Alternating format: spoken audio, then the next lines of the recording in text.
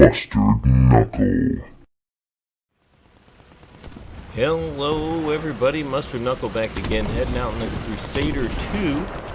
It's on the French tree, but I mean officially this is a British tank, but we'll go over the gameplay, the history, any tips or anything I got as we go along here, and we'll see what we can do. First thing, see that gun turret up in the front there on the front left of the hull? That was basically removed on all these things after this. We'll get that out of the way. That's a good tip right there. We gotta get that stuff cleared out. Let's see here. Alright, that was cool. Get a couple hits on that guy. Quick reload. But that turret was this awkward little mechanically controlled machine gun, I guess on a lever or something. Nobody liked it. A lot of times, from what I read, they left that position empty. So they wouldn't even have guys sitting there. They'd just leave it empty. They'd remove that gun. Nobody, I guess, liked the way it worked. So that was that. Get rid of the gun. They didn't like it. Now, this tank was mostly used, actually, I think it was only used in Africa, in the desert. And that's what's interesting with the road wheels. If you see, we'll get a look at it here. Those 5 road wheels, they're pretty big. They're 30-something inches tall, but they put 5 of them on there because this thing ended up a little bit. I'm trying to get a look at it there, but I don't want to turn too far. Oh, sweet. They put 5 of them on there because this thing ended up a little bit overweight, and so they needed to spread out that weight a little bit, especially knowing this thing was probably going to go to the desert. And when you're driving on sand and everything, you got to have your weight spread out a little bit. Oh, that poor guy. Oh, he pulled out right, I mean, jeez Louise, he pulled out right in front of me. Wow, look at that reload. I got 3 hits on him before he could back out of the way. And the first one took out his cannon, or his breech. I think it just took out the breech, but you can see those road wheels now. There we go. Non-explosive shell, just like any of the other British type stuff. One of the big things the British wanted was to be able to fire on the move, which I thought was interesting because I didn't really think about it, but that was kind of one of their things. You know, they wanted to be able to. There's bombs coming down. I don't know where they're going, but they wanted to always be able to shoot while they were on the move. From their tanks, and a part of that was how the vertical component of this cannon was aimed, which, as far as I could gather, was just like the gunner would lean on this pad, and that would stabilize the gun and allow him to aim it vertically, either by pushing or pulling on the pad. I'm not sure. Probably counterbalanced in some way so that he could lean on that and then you know, aim the gun that way. So pretty interesting how that worked, and that was what allowed them to kind of keep it smooth, you know. So something to consider when you're using this tank is to scout as much as you can. I just scouted there. Scouting will get you a little bit, a little bit of points. It'll get you something. It won't get you nothing. It'll get you a little more than nothing, but not very much more than nothing. Anyway, alright, so there's a guy that's gonna, I think if he keeps going, he's gonna pop out right over here. So I'm gonna kind of wait for him here. I might be too far back. I'm not sure. But I don't want to move. I'm pretty happy with where I am here. Alright. Okay, well, he's not coming, I guess, so I better get moving. Let's see. Come on, guy. Oh, well, anyway.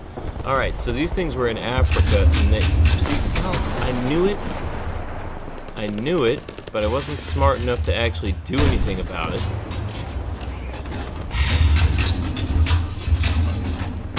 Okay, there we go. Alright. Well, that was dumb. I thought I was too far out. I probably should have taken 3 seconds to check and see, but I didn't, so now I'm going to throw smoke. Use your tools. You got your smoke, you got the scouting. I'll probably throw some artillery while I'm at it here, but anyway, back to the desert with this thing. as you can imagine, the desert is a pretty, I think it would be a pretty brutal place, especially back in the 40s with the technology they had. And when you add to that the brutal environment, the sand and the heat and everything else, I mean, it had to be horrendous. I can't even imagine what it must have been like. But when you add to that there was even a lack of manuals on how to work on this thing, how to put it back together and everything else, because these tanks were, I mean, kind of on the other side of the world for that period of time. They were in Africa, you know, to protect it from the Axis powers trying to move in there, from England, you know. So I mean, that's ships, and who knows whether they used trains or how they got them all down there.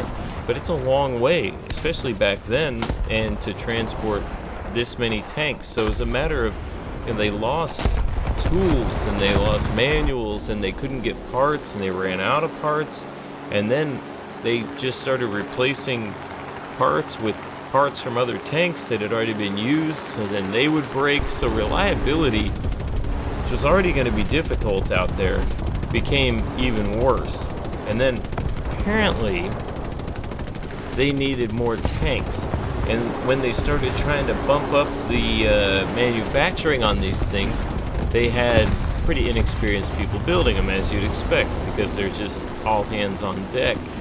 And so then they got these things out, and they were not in good shape. So then they didn't have the amount out in the field that they needed. Whoops. They didn't have the amount out in the field that they needed or were expecting, and that's what caused them to shift over to the Sherman, because the Sherman was available in large numbers and they were ready to go out into the desert. They used the Grant, I think, the M3, I think, maybe, oh, I don't know, but they used something. Man, that was awesome. Well, at least I think it was awesome. Well, you know what, that was kind of like, here we go, there's another guy. I was shooting on the move, like they say. That was kind of the point of this tank, or part of the British at least. Come on, let's get that. Barely missed him. Anyway, so on top of all that, beyond just what it did and what it did in the war and everything, the interesting thing beyond that about this tank was that even after it was replaced out there, this thing served so many purposes, and it had so many variants afterwards.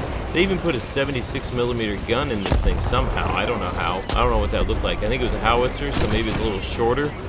But they put a 76mm howitzer in it. They used some as they set them up as fake tanks full of radios and stuff, so that you know, people could observe from them and then radio in what was going on. There are guys all over the place over here. That guy, there he is.